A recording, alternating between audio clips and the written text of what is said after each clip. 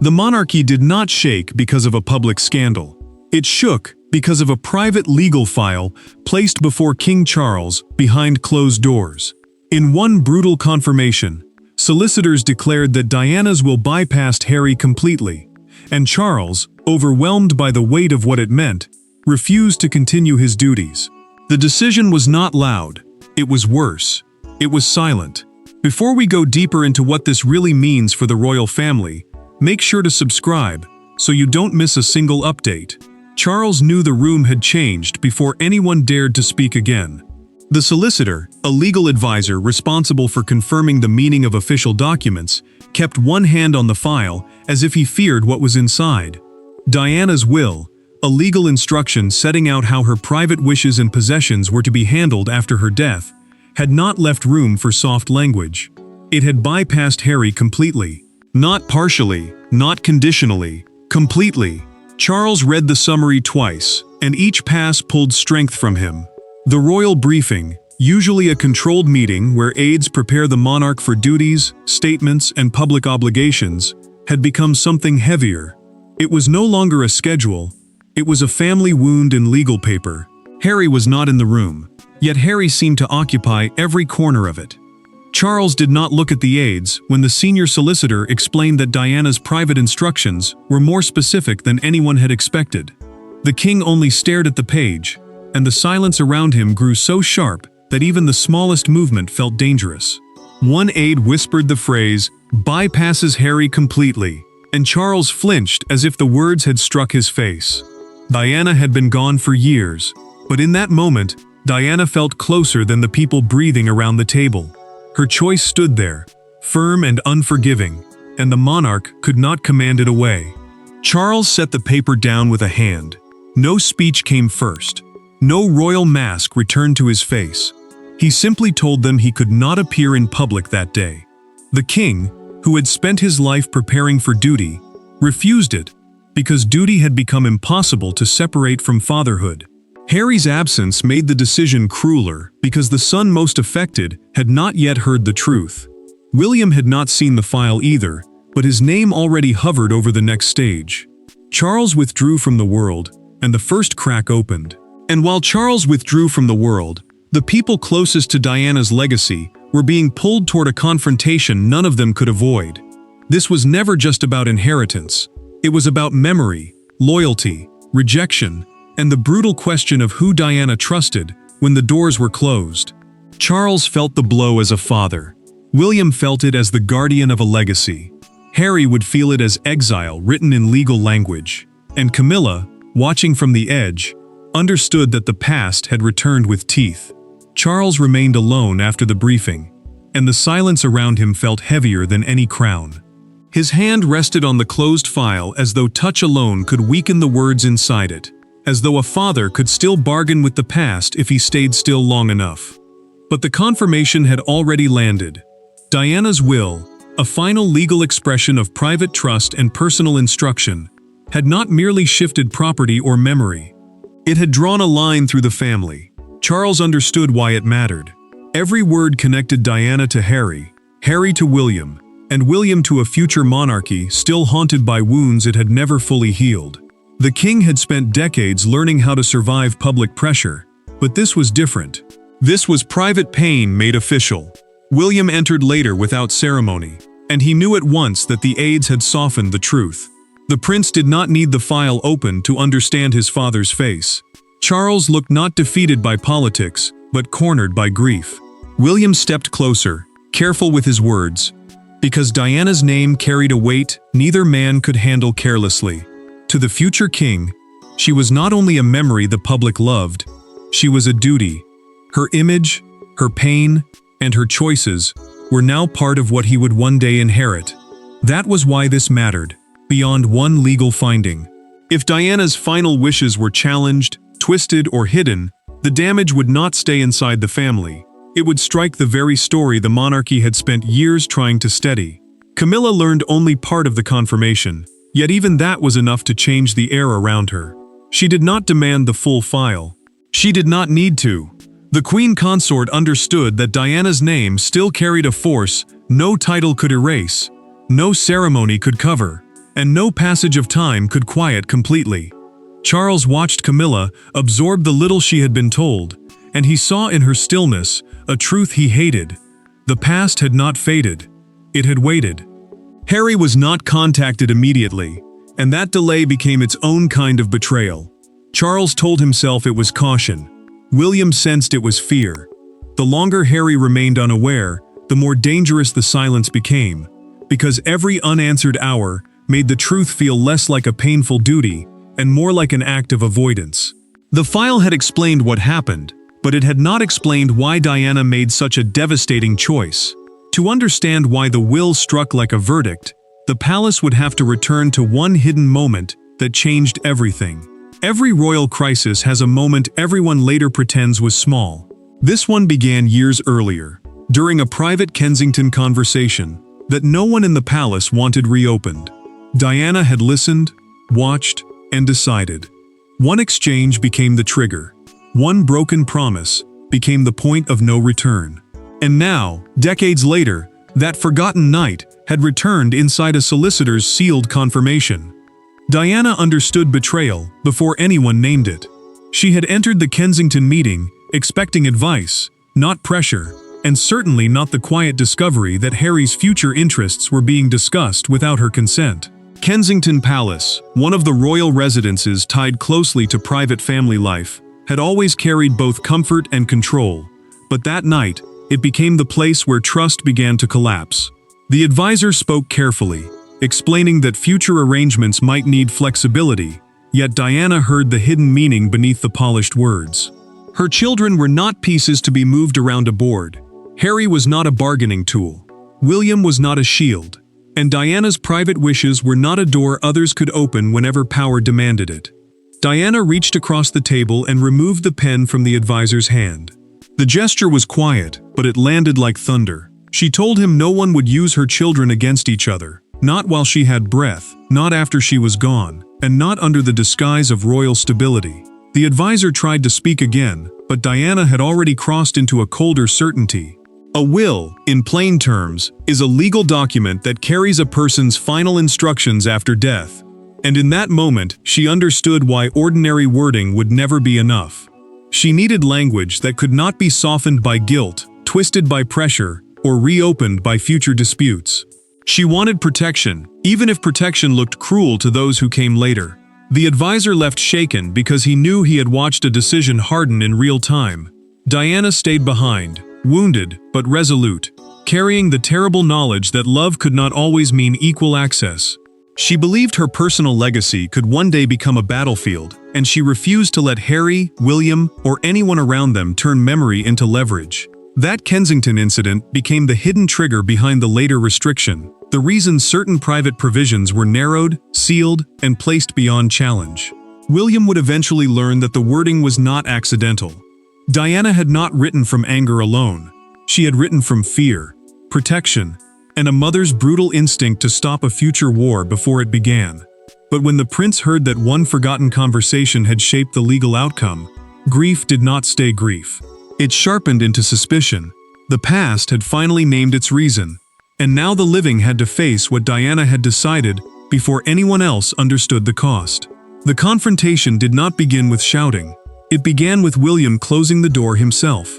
No aides, no private secretaries, no careful palace language to soften the blow. Charles stood by the desk, exhausted by the file and by the son standing before him. William wanted the truth. Charles wanted silence. Between them sat Diana's will, and neither man could pretend it was only paper. William did not ask permission to speak. He had learned enough to know that his father's refusal to carry out public duties was not a passing weakness, not a tired monarch needing rest, and not a simple diary change. The solicitor's confirmation had struck deeper than any advisor admitted. A solicitor, in plain terms, is a lawyer who prepares and explains legal documents, and this one had confirmed that Diana's final instructions bypassed Harry completely. That mattered because Diana was not just a memory inside the palace. She was the emotional fault line beneath the family. Every word linked Charles to guilt, William to responsibility, and Harry to a wound he had not yet been told he carried. Charles gripped the edge of the desk when William asked the question no aide had dared to raise. Why had Harry not been told? The king looked away, and that one movement answered before his voice did. He could face crowds, papers, ceremonies, and years of judgment, but he could not bring himself to tell his younger son that Diana's will had closed the door completely. Charles admitted it quietly. He could not be the one to say it, not after everything, not after the distance, not after the long years of bitterness that already made every family message feel like a weapon. William heard the confession, but he did not soften. The prince understood grief, but he also understood delay. He told Charles that silence would not protect Harry. It would only make the truth look hidden. Diana's choice, he argued, was not cruelty, it was protection. A will, however painful, was still a final act of trust, and William believed his mother had tried to stop her legacy from being pulled apart by future claims, future anger, and future revenge. Charles lowered himself into the chair, no longer speaking as a monarch. He spoke as a father who felt judged by a woman he had lost, and by sons he could not fully save. Charles then mentioned the sealed addendum. An addendum is an extra legal note added to a document, often used to explain or strengthen what the main document says. The word changed the room. William's expression tightened because this meant Diana had left more than instructions about inheritance. She had left meaning. She had left intent. She had left something that could decide who held the moral ground. Charles pushed the file across the desk, and the small movement carried more force than any argument. William placed his hand on it, and the crisis shifted. And once William placed his hand on the file, the crisis stopped being only about Harry and became a question of power. Power in the monarchy is rarely announced. It is hidden inside signatures, sealed envelopes, trusted names, and quiet legal phrases that outlive the people who wrote them. Diana's will had done more than exclude Harry from a private provision. It had placed control in hands chosen with precision. And when the solicitors explained who could act, the room understood why Charles had collapsed under the truth. William kept his hand on the file, and for a moment, no one rushed him. The solicitor explained that Diana's instructions gave the prince a decisive role in interpreting and protecting the disputed private legacy. A private legacy means the personal wishes, possessions, and emotional inheritance someone leaves behind outside public royal duty, and this one carried a force no palace office could easily manage. Charles was still the monarch, and a monarch is the reigning king or queen who carries the highest ceremonial authority of the crown. But Diana's private estate instructions sat beyond the king's emotional control. They belonged to her final voice, not his present power. William listened without interrupting. His silence made the solicitor more careful, because every sentence seemed to tighten the pressure in the room. When the advisor stated that Harry could not override the provision, William's jaw hardened. Not because he wanted victory, not because he wanted distance from his brother, but because the words made the separation real. Harry was not being delayed, negotiated with, or guided through a soft family settlement. He had been placed outside this part of Diana's will, and the document had left no gentle path back in. William knew why that mattered. A disputed legacy could become a public battlefield, and Diana's memory had already survived too many battles. Charles watched his eldest son absorb the responsibility, and the king looked both relieved and wounded. Relief came because William could carry what Charles could not. Pain came because a father had just watched one son become the guardian of a decision that would devastate the other.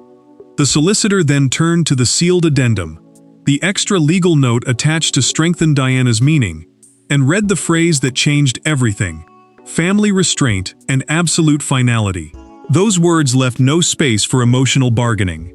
They demanded silence, control, and an end to challenge before challenge could begin. Camilla heard later that William now held practical influence over how Diana's instructions would be communicated. The queen consort did not need a second explanation. She understood that Charles was no longer steering the crisis. Diana's name had moved the power away from the throne and toward the son chosen to protect her meaning. And while William held that control with quiet resolve, control did not stop pain. The legal machinery had spoken, yet outside that room, a son was still waiting to learn he had been written out. The fallout began with a call that no one wanted to make. Harry did not receive a speech, a ceremony, or a carefully prepared family gathering. He received the truth through a controlled private conversation that stripped away every illusion at once. Diana's will had bypassed him completely. Charles had stepped back from duty. William had taken control of the message, and the silence after those words was devastating. Harry sat motionless when the confirmation reached him, and for several seconds he gave nothing away. A private conversation, in this setting, meant a controlled family briefing, handled away from cameras, public statements, and palace corridors. But it did not make the truth gentler. The solicitors had confirmed that Diana's will bypassed him completely, making the private decision final. That mattered, because this was not only about money, jewels, or access to a sealed provision. It was about a son hearing that his mother's final instructions had placed him outside a part of her legacy. It was about rejection, written in the one language he could not argue with. Harry asked one question first. Did Charles know before he refused duties? The answer came carefully, but care could not soften it. Yes. The king had read the file. He had withdrawn from public appearances. He had let silence fill the space where a father's voice should have been. Public duties are the official appearances, meetings, and responsibilities a royal carries out on behalf of the crown, and Charles stepping back from them showed how deeply the confirmation had shaken him. But Harry did not hear protection in that decision. He heard abandonment. He heard a father choosing retreat before confession.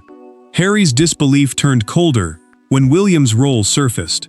He asked whether his brother had seen the addendum, that extra legal note tied to Diana's meaning, and the answer changed everything in his face. Grief hardened into betrayal.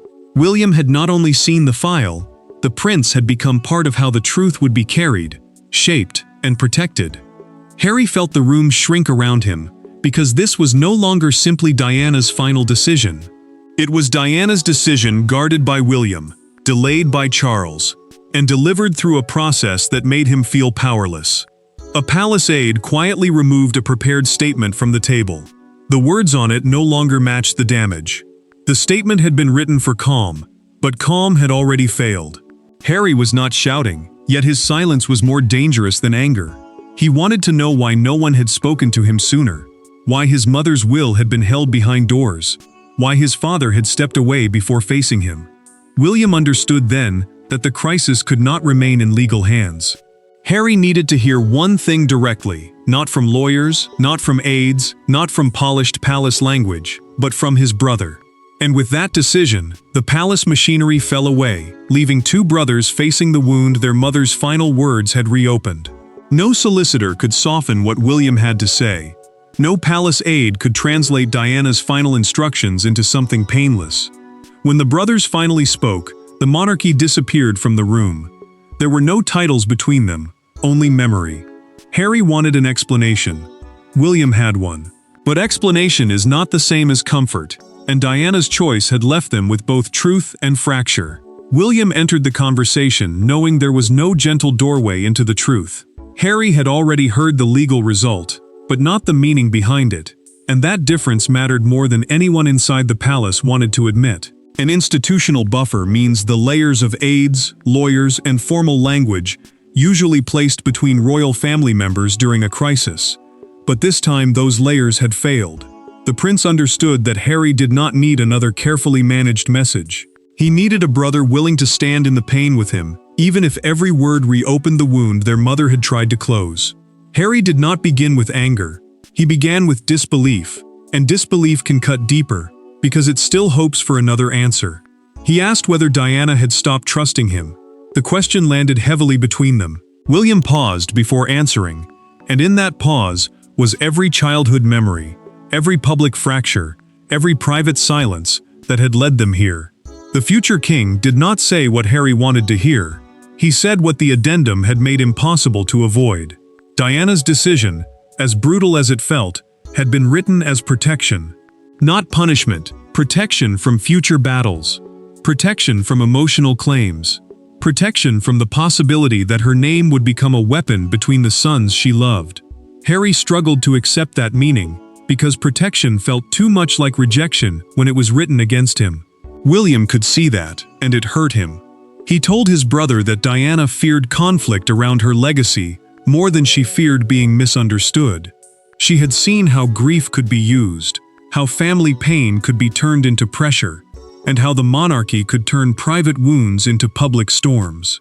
The hidden addendum, an extra note attached to her final instructions to explain their deeper purpose, carried one clear emotional message. Diana wanted her memory shielded from future battles between them. Harry absorbed that slowly, and the truth became worse because it was no longer only legal. It was symbolic. The bypass was a boundary Diana had placed around a part of herself she wanted untouched. She had not erased love, but she had denied access. She had not denied history, but she had protected meaning. William said this with visible pain, because guarding Diana's wish meant hurting Harry with it. The brothers parted without peace, but not without understanding. Something had changed. The wound was still open, yet the secret could no longer stay sealed behind palace doors. What began as a sealed family wound was about to become the image the whole nation could not stop looking at. By morning, the private crisis had become a national spectacle. Britain woke not to ceremony, but to a front page that looked like a royal earthquake. One newspaper printed Charles in black and white, head bowed, beneath the words, "The will that broke the king." Outside Buckingham Palace, a small crowd gathered in silence, not cheering, not protesting, simply watching history bruise itself in public. Charles had stepped away, and the palace could no longer pretend it was only a private family matter. The official confirmation was careful, controlled, and almost painfully thin. It said the king would pause selected duties temporarily after receiving legal confirmation linked to Diana's private estate. Public duties, in simple terms, are the visits, meetings, ceremonies, and formal responsibilities a monarch carries out as the public face of the crown. That mattered because when Charles stopped, even briefly, the whole system felt the tremor. A king does not withdraw without a reason. A father does not disappear unless the wound is deeper than the statement admits. Camilla watched the morning coverage alone, and every mention of Diana's name seemed to tighten the silence around her. The broadcaster did not frame it as a simple inheritance dispute. He called it a monarchy confronting the ghost it never buried, and the words struck with cruel precision. The queen consort lowered the volume, but the damage had already entered the room. Diana's legacy was no longer sealed inside legal files or private conversations. It was being spoken across breakfast tables, repeated on rolling coverage, and turned into the emotional headline of a reign already carrying too much history. William saw the front page later, and quietly folded it in half. The prince refused to let one image decide the family's next move, but he knew the public had already chosen the shape of the story. Charles looked broken. Harry looked excluded. Diana looked powerful even in absence. That was why the moment mattered beyond palace walls. The monarchy had survived storms before, but this one touched something raw and familiar. The belief that Diana's voice still carried moral weight, even against the crown itself. Outside Buckingham Palace, the small crowd grew just enough to become impossible to ignore. One handwritten sign read, "Diana still decides," and those 5 words captured what speeches could not. People were not simply reacting to a will. They were reacting to the idea that a woman long gone had reached across time and forced the royal family to face what it had avoided. Harry's pain became public sympathy. William's control became public scrutiny. Charles's silence became public judgment. Yet the final verdict would not come from newspapers, crowds, or commentators. It would come from what Charles chose to do next, because the world had reacted, the family had fractured, and now the king had to decide whether grief would define his reign or finally release it. The verdict came not in a courtroom, but in Charles's return. When he resumed his duties, the palace understood that he was not the same man who had stepped away. Diana's will had bypassed Harry completely, but it had also forced the monarchy to confront a truth it had buried for decades. Love, legacy, and duty do not always forgive each other. Sometimes they simply endure. Charles walked back into duty with the weight of a man who had stopped fighting the dead. He had not defeated the pain. He had accepted its authority. Diana's private instructions could not be rewritten by grief, guilt, royal pressure, or a father's desperate wish to soften the blow. A will, in plain language, is a legal document that carries someone's final wishes after death. And this one had carried more than instructions. It had carried judgment, protection, memory, and a boundary no one inside the palace could cross without breaking something deeper. Charles placed the solicitor's file into a locked drawer, then paused with his hand still resting against it. A solicitor is a legal advisor who explains and confirms documents, and the file had done what no speech, ceremony, or family conversation had managed to do. It forced the king to admit that Diana had made her choice. Charles whispered those words as if saying them aloud would finally release him from the need to argue with them. The monarchy presented stability again, but everyone inside understood the cost. Stability did not mean peace. It meant standing upright while the wound remained open. William stood beside his father afterward, not triumphant, not cold, and not untouched by what had happened. The prince knew Harry had been left with the harshest truth. The bypass was complete, final, and rooted in Diana's own protective vision. That mattered, because the future king was no longer simply defending a document. He was guarding the meaning behind his mother's final decision, and guarding it meant refusing to turn pain into negotiation. William carried that responsibility with quiet resolve, knowing that protecting Diana's legacy would also keep distance between the brothers. Camilla accepted the truth in her own silence. The queen consort understood that Diana's presence still governed parts of the family no crown, marriage, or ceremony could erase. Charles could return to duty. William could protect the file. Harry could grieve what he could not claim. But none of them could pretend the past had faded. This moment meant Charles's reign would carry Diana's shadow openly at last. Harry would face a legacy beyond his reach. William would become its guardian, and the monarchy would survive, not because the wound healed, but because everyone finally stopped pretending it was not there. In the end, Diana's will did more than divide inheritance. It forced a king, 2 sons, and an entire monarchy to bow before the one truth they could no longer escape. Thanks for watching. Please don't forget to like and subscribe, and we will see you in next one.